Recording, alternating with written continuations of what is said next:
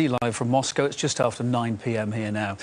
It's been a tough week for US Secretary of State John Kerry. He's been trying to convince the European Union to get on board with a military strike on Syria over the regime's alleged use of chemical weapons. But Kerry presented no new evidence against the Syrian government, and very few countries are willing to rush into action without UN approval. And he now says Obama's made no final decision on whether to strike. An apparent turnaround from last week. So far, Turkey and France have been first in line to back the United States against Syria, but President Barack Obama wasn't able to change the minds of the other world leaders at the G20 summit here in Russia, in St. Petersburg. They agreed that tough action should be taken, but they didn't endorse military intervention. al-Assad was there. I was elected to end wars, not start them. U.S. military intervention in Syria dominated talks at the G20. But if Obama was looking to gather overwhelming support at the summit, he didn't get it in St. Petersburg. There is no military solution. There is no military solution. We will not participate in military action. Aside from France, Turkey and Saudi Arabia, few countries expressed outright support for Obama's proposal of a military strike. In a joint statement, they condemned the use of chemical weapons, blaming the Assad government, and called for some kind of response, but they stopped short of backing a U.S. attack on Syria. Summit host President Putin accused the rebels of being behind a chemical weapons attack near Damascus in August that he says was carried out to discredit Syrian authorities in the eyes of the West. I view everything that happened with the so-called use of chemical weapons in Syria as a provocation by the rebels who count on help from abroad, from those countries that originally supported them. That's the reason for this provocation. I also want to remind you that the use of force against a sovereign state is acceptable only if it's done for self-defense, and we know that Syria hasn't attacked the US, and only if the UN Security Council approves such action. As one of the participants of our discussions on the issue put it yesterday, those who do otherwise put themselves above the law. Obama continues to insist Assad was behind the attack, and he won't wait for the UN to respond. The Assad's regime's brazen use of chemical weapons isn't just a Syrian tragedy. It's a threat to global peace and security. The U.S. president is due to address the American public on Tuesday and try to make his best argument for an attack on Syria, one that failed to convince global partners at the G20. This summit could have been a last chance for a political solution to the Syria crisis, or at least an attempt to push forward with diplomacy.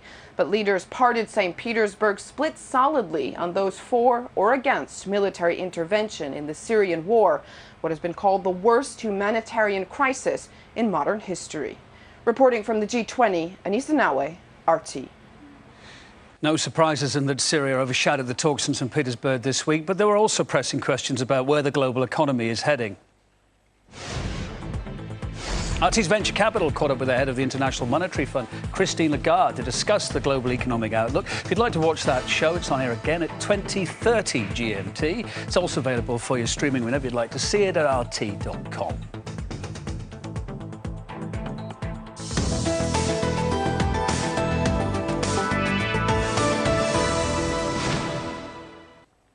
US Congress is still decided over whether or not to attack Syria. The first Senate showdown vote's expected on Wednesday, the anniversary indeed of the 9/11 attacks. But a Reuters poll says 56% of Americans don't want their country to use its armed forces against Syria, and some have been making their voices heard in the capital too.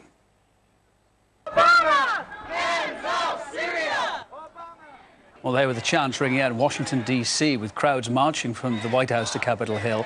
An NBC poll has found that nearly 80% of Americans think the president needs congressional approval for any armed response against Syria. Obama, though, says he does still have the authority to order a military strike, even without lawmakers' support.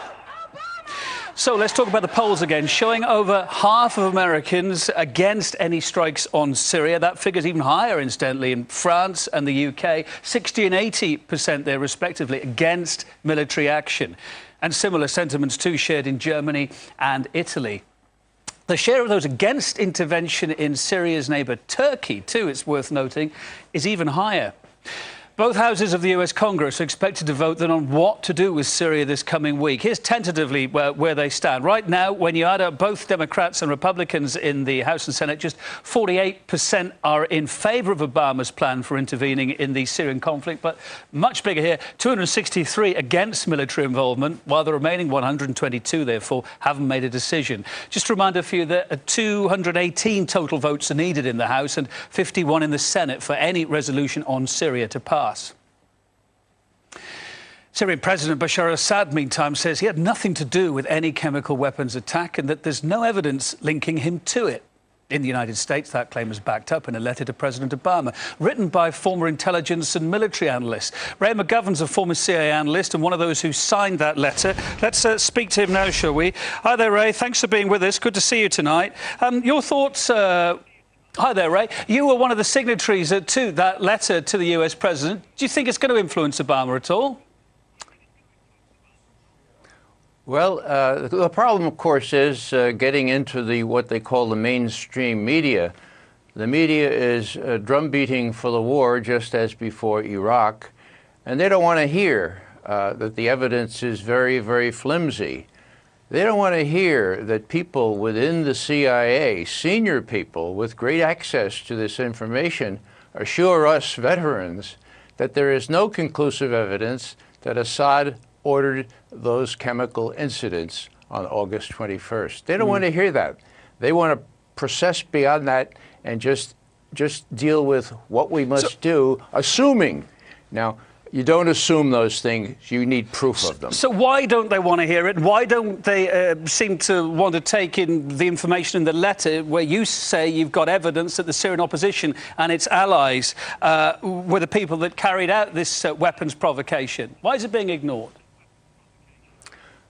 The reason that they don't adduce the evidence is because it would not stand up, not only not stand up in a court of law, it would not bear close scrutiny. We've been down this road before. It happened before Iraq. What the president needs to do is to release the intercepted message upon which most of this depends. And once he's done that, we can see what he's got.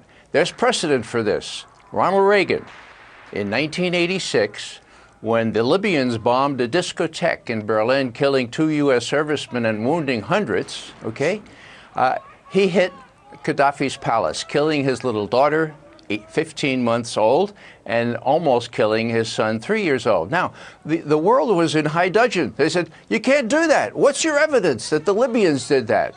And Reagan came to us and said, we have to release that intercepted message. And we said, no, you can't do that because you'll blow our source. And he said, do it anyway.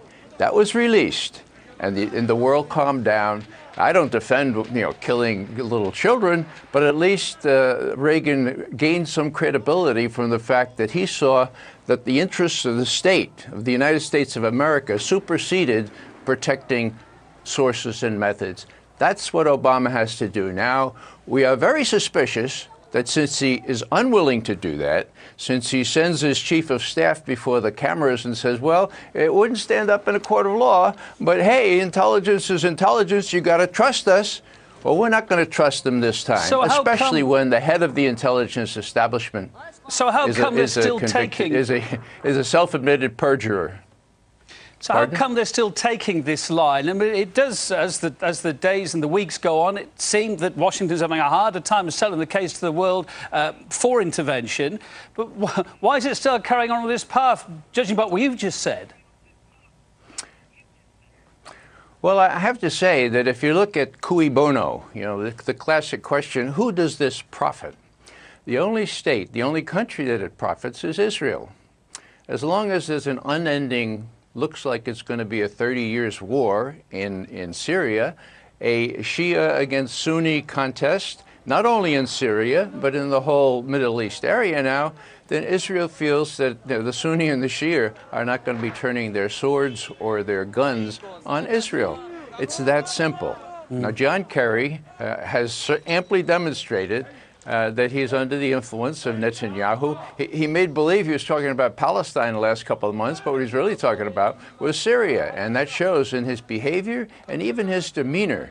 So what we have here is a situation where Israel and the the tough guys and tough gals now in the White House advising Obama say, well, you got to do something, and the only country that will profit from this is the state of Israel. Is he changing his tack slightly, though? We heard John Kerry backtracking a little yesterday, saying Obama hasn't made a decision yet on Syria. The US president was much more certain about an attack on Syria a week ago, though, wasn't he? Is he softening his stance? What do you think is happening here? Well, you know what happened a week ago? And it was almost exactly a week ago. Last Friday, Kerry went before the cameras and said, we got to do this, and here's the, not intelligence assessment, mind you, but the government assessment, meaning the White House had a chance to massage it, to edit it, okay? Here's the assessment. It didn't hold up to scrutiny, okay? Now, what happened? Apparently, the military got to the president, and I see some evidence of this. The next thing we know, the president has changed his mind on Saturday afternoon, and the only thing that really intervened was the chairman of the Joint Chiefs of Staff, Martin Dempsey, telling the president, look, you know, it's going to be really hard. It's going to be really hard to explain why we have to do this now. We could do this tomorrow or next week or next month. We don't really have to do it now. And the president said that in justifying his delay. So playing for time. Now, what's more evidence? Lindsey Graham and John McCain the next day just took off after the Joint Chiefs of Staff chairman in a very personal and vindictive way, because they know that finally the military leaders went to the president and said, look, you know, we know you're being told that this is going to be easy and limited and all that stuff, but these guys and these gals don't know a thing about war. We do. And we know that it's not going to be so easy. And so if you're going to do this, you better get wide support, because otherwise your presidency is over. All right, Ray, that's your theory on it. How do you think the congressional vote's going to play out, then the upcoming vote? Which way is it going to go? And we've seen which way we think it's going to go. What do you think? Well, you know, I'm not a domestic political analyst, so my opinion is an informed one, but not much better than anybody else's. What's the public view then where you are? You know, what's the feeling around you? Well, around here in Washington, within the Beltway and all the TV shows, you know, we got to do something. We got to protect the president and all this. But the odd thing is that this time the Democrats have drunk the Kool-Aid, okay? This time, we have to protect the president. He's gone out on a limb here, and they've drunk the Kool-Aid. And I talked to a congressman last night for 5 minutes, and it was very clear that he pledged the House leader, Nancy Pelosi, that he would vote according to what the president says, because we have to protect the president. And are you gonna say that the president is lying?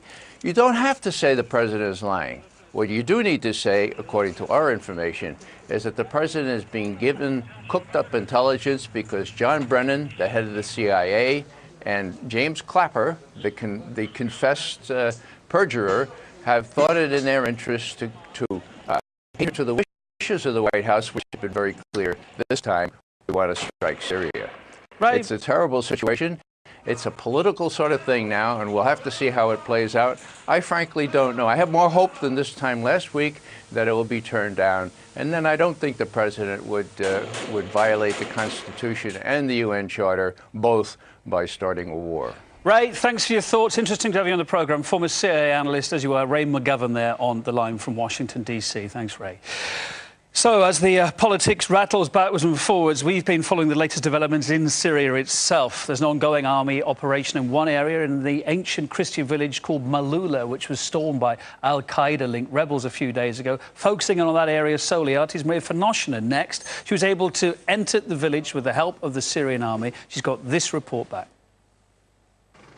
We enter Malula through its ancient gates, burned and damaged in recent attacks, shortly after the Syrian army announces that most of the militants were pushed back. Signs of a recent battle and destruction are everywhere. We were told to move fast and to follow the military's vehicles without stopping or even slowing down. There are some parts of the road where we have to speed up. Officers still fear there could be snipers around. We hear them shouting, "Go, go, fast." On one turn, we suddenly stop. So why we stop? It's hard to understand exactly what happened. We only hear a loud boom and feel the earth shake. We get out of the car to take a look around. We are now inside Ma'alula village. It's hard to believe that what used to be one of the most significant shrines of the Christian community all over the world now is a battlefield. Look at this. And then we realized we have landed in the heart of this battle as suddenly bullets started flying around us. We've entered Ma'alula village with the army, but just a few minutes later they told us to get back. The militants launched an attack and throwing explosives from the safety high ground. So this is what we're doing right now. We are coming back to the entrance.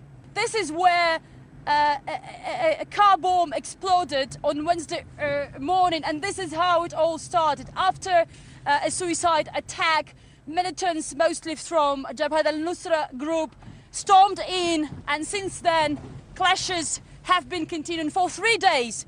And as you can see, they are continuing now. Soldiers fire shots back, but they can't even see enemy fighters who are cooped up in their hiding places. The Syrian army is saying that there are militants in Ma'alula village right now, and they are in Safir Hotel. This is the mountaintop hotel, which was taken by the rebels, the armed rebels, on their first day, and they are firing even now from that strategic position, but also from behind the mountains surrounding the Ma'alula village, and that is where the danger lies, because there are many snipers and there are rocket grenades and there are bombs, mortar bombs. Well, as you can see, the situation on the ground is very hard. You can see that the army is regrouping right now, but the thing is that tomorrow, on Monday, the situation could change dramatically, because this is the day when American Congress starts debate on Syria, whether to strike this country or not. The decision made thousands of kilometers away from this battlefield will affect the setup at this military theater. But exactly how is not easy to predict. Marie RT from Ma'alula in Syria. Maria's tweeting the latest on that standoff, reporting on the ongoing clashes in a historic Christian landmark. If you want to keep up to date with you, can on Twitter. To be in the know, follow us